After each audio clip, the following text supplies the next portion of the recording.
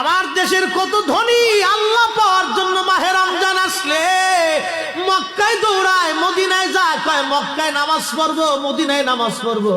1 রাকাত নামাজে 1 লক্ষ রাকাতের সওয়াব, 1 রাকাত নামাজে 50,000 রাকাতের সওয়াব। উমরা করে মক্কায় কাটায় সময় মদিনায় কাটায়, মক্কায় কোরআন খতম দিতে চায়, মদিনায় কোরআন খতম দিতে চায়।